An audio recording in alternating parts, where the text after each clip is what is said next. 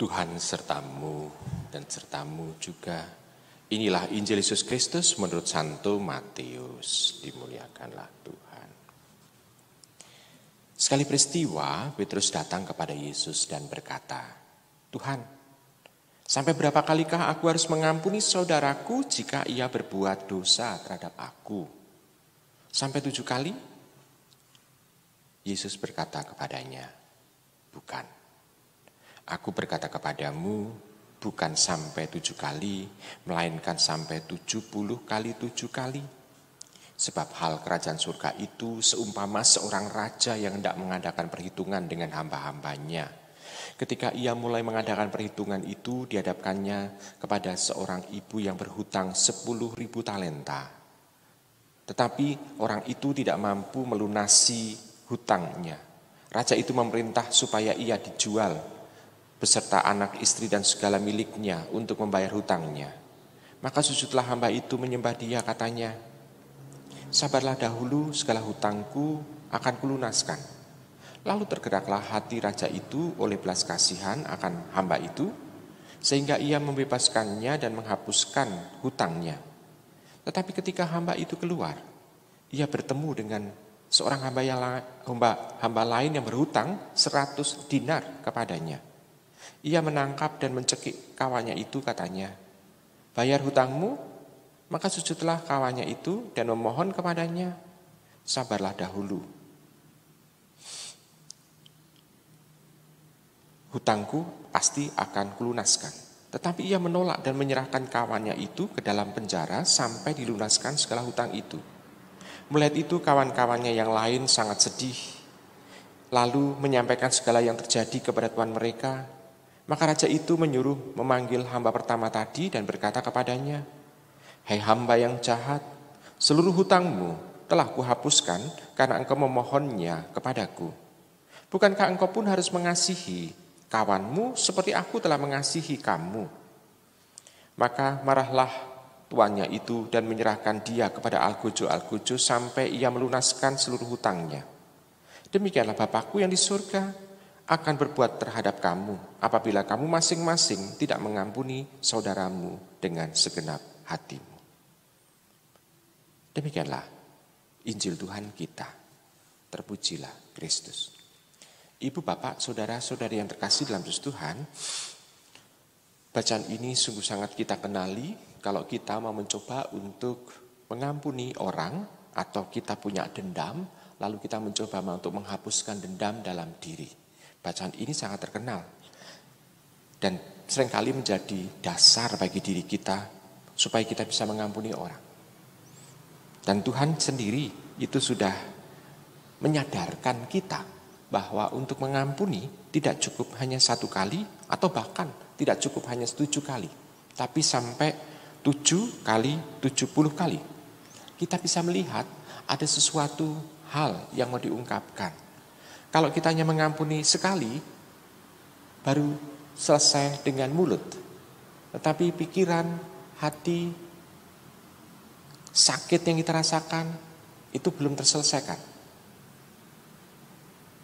Karena setiap kali tanda bahwa orang itu sudah mengampuni adalah kalau orang ketemu dengan orang itu tidak ada sakit hati lagi.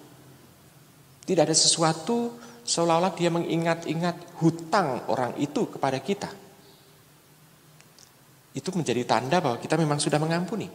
Tapi kalau kita masih ada rasa ingin membalas, ada rasa dendam, ada rasa kecewa, ada rasa marah, atau rasa ingin nagih hutang orang itu, berarti tanda bahwa kita belum mengampuni. Maka butuh proses yang panjang. Ini yang pertama. Lalu yang kedua, yang untuk memotivasi kita untuk bisa mengampuni orang adalah kita hanya bisa mengalami pengampunan dari Allah kalau kita sendiri mampu untuk mengampuni orang lain. Mudah untuk minta.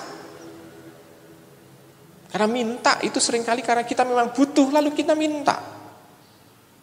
Tetapi kalau kita harus memberi, ini ada sesuatu. Kalau memberi pengampunan, di sini kita bisa melihat bahwa yang kita beri adalah hati kita sebetulnya.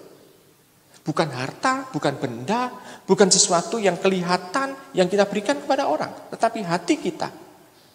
Dengan pengampunan itu sebetulnya kita memberikan hati kita kepada orang itu, dan orang itu istilahnya menjadi bagian dari hidup kita juga. Nah, dengan demikian kita bisa melihat bahwa dalam mengampuni ini sangat sulit, dan kita harus melakukan itu. Dan kita disadarkan oleh Tuhan bahwa ini harus kita lakukan. Maka kita bisa melihat dari perumpamaan yang diberikan Tuhan kepada kita, dasar orang untuk bisa mengampuni adalah mengasihi. Mengasihi berarti tanda bahwa orang sungguh-sungguh bisa melihat orang lain itu sebagai sesamanya. Dia bisa mengasihi. Tuhan itu bisa mengasihi orang-orang yang berdosa. Dengan mudah Tuhan itu bisa mengasihi. Karena Tuhan bisa memisahkan dan memilah antara orang itu, pribadi orang itu, dan dosa, tindakan yang dilakukan oleh orang itu, baik mungkin perkataan maupun juga kelakuannya. Tuhan bisa memisahkan itu. Yang Tuhan kasihi adalah orangnya, tetapi Tuhan tetap membenci dosa-dosa orang. Demikian juga dengan kita. Kalau kita mengasihi, dasar untuk bisa mengampuni adalah mengasihi, kita bisa memilah itu juga. Berusaha untuk bisa memilah. Orangnya tetap kita kasihi, tapi kita tetap tidak suka dengan mungkin kata-kata dan tindakannya yang menyakiti hati kita. Artinya kita mudah untuk tetap bisa merangkul orang itu, tetapi kita tetap tidak bisa menerima orang itu, tindakan atau kata-kata orang itu. Dengan seperti itu, ini menjadi dasar kita mudah untuk merengkuh, memeluk, dan mengampuni orang itu.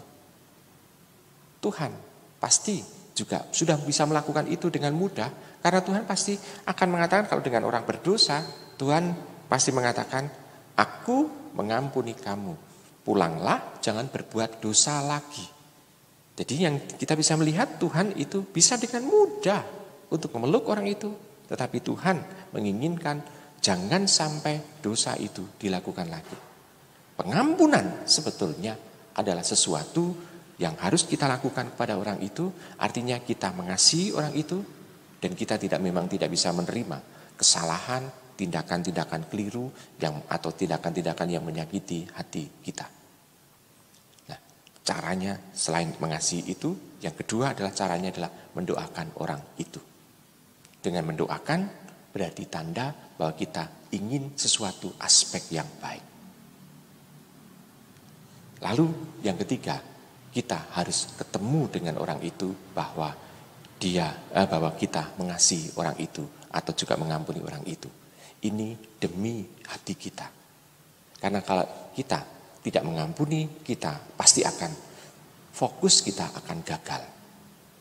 Karena pikiran, hati itu isinya hanya mau balas dendam. Dengan seperti itu justru kita yang dirugikan. Maka dengan mengasihi dan akhirnya nanti mengampuni, justru kita yang diuntungkan. Maka mari kita mencoba untuk melihat dalam diri kita mana yang harus kita bersihkan. Dan dengan demikian, dengan aspek pembersihan hati itu, kita akan dibantu untuk diingatkan untuk mengampuni yang lain. Selamat merenungkan.